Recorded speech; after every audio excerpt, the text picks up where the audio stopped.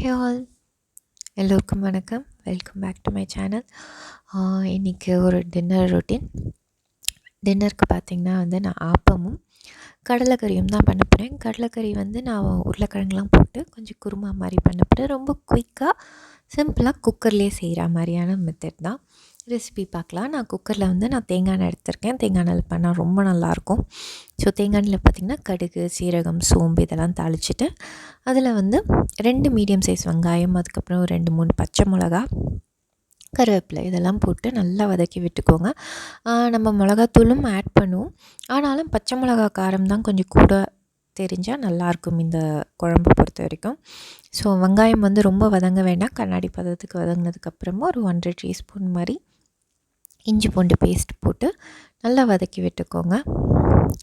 இஞ்சி பூண்டு பேஸ்ட்டு பச்சை வாடை போக வதங்கினதுக்கப்புறமா தக்காளி, ஒரு 2 மீடியம் சைஸ் தக்காளி தான் அதுவும் நறுக்கி வச்சுருக்கேன். அதையும் ஆட் பண்ணி உப்பு சேர்த்து வதக்கி விட்டுக்கோங்க. தக்காளி நசுங்குற அளவுக்கு குக் ஆனதுக்கப்புறமா நான் ஒரு நல்ல பெரிய உருளைக்கிழங்காக இருந்தது, ஒரே ஒரு உருளைக்கிழங்கு மட்டும் இந்த மாதிரி நறுக்கி ஆட் பண்ணியிருக்கேன்.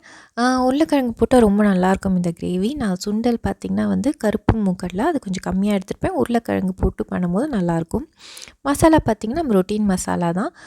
மஞ்சத்தூள், அதுக்கப்புறம் மிளகாய்த்தூள், தனியாத்தூள் இதெல்லாம் ஆட் பண்ணிவிட்டு கொஞ்சமாக சோம்புத்தூள், ஜீரகத்தூள், அதுக்கப்புறம் ஒரு 1/2 டீஸ்பூன் மாதிரி கரம் மசாலா இதெல்லாம் ஆட் பண்ணி நல்லா வதக்கிட்டு அது ஒரு நல்ல வாசனை வர அளவுக்கு வதங்கணும். அந்த நம்ம தூளெல்லாம் போட்டதுக்கப்புறம் நல்லா வாசனை வர அளவுக்கு வதக்கிட்டு அதுக்கப்புறமா சுண்டல் ஊற வச்சுருப்போம் இல்லையா, கருப்பு மூக்கடலை ஊற வச்சுருக்கிறது அதை அப்படியே டேரெக்டாகவே ஆட் பண்ணிவிட்டு வேக வைக்கல, ஜஸ்ட் ஊற வச்சுருக்கிறது தான். நான் இப்போது நம்ம போட்டு ஆட் பண்ணிவிட்டு கொஞ்சமாக தண்ணி விட்டு மூடி போட்டு நீங்கள் ஒரு 3 விசில் 4 விசில் விட்டாலே வெந்துடும். மூக்கடலையும் சரி உருளைக்கிழங்கும் சரி கரெக்டாக வெந்துடும். ரொம்ப டேஸ்டியாக இருக்கும். இந்த மாதிரி வதக்கிட்டு அதுக்கப்புறம் சுண்டல் சேர்ந்தா மாதிரி வேக விடுறது நல்ல டேஸ்டியாக இருக்கும் இந்த குழம்பு.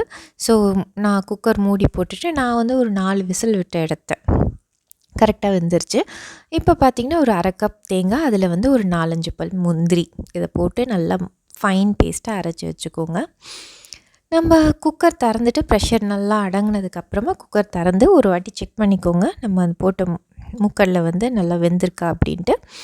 வெந்துருச்சு அப்படின்னா நீங்கள் அதுக்கப்புறமா இந்த நம்ம அரைச்சி வச்சுருக்க தேங்காவை ஆட் பண்ணிவிட்டு நல்லா கலந்து விட்டுட்டு அந்த மேலே வெள்ளை வெள்ளையாக நுர வரும் இல்லையா, அதெல்லாம் போகிற அளவுக்கு நல்லா ஒரு கொதி வரட்டும்.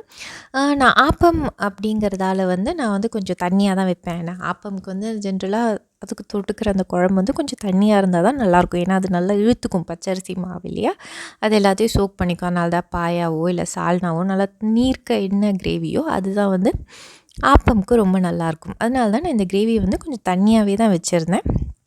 தோசைக்கும் இட்லிக்கும் கூட இது நல்லாயிருக்கும். அப்போ நீங்கள் கொஞ்சம் திக்னஸ் கூட வைக்கிற மாதிரி பண்ணிக்கலாம். ஆப்பம்ங்கிறதால நான் கொஞ்சம் இந்த கிரேவியை தனியாக வச்சுருந்தேன்.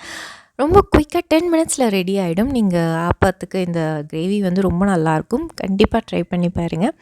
இந்த வீடியோ அண்ட் ரெசிபி உங்களுக்கு பிடிச்சிருந்தா கண்டிப்பாக சப்ஸ்கிரைப் பண்ணி சப்போர்ட் பண்ணுங்கள். தேங்க்யூ ஃபார் வாட்சிங்.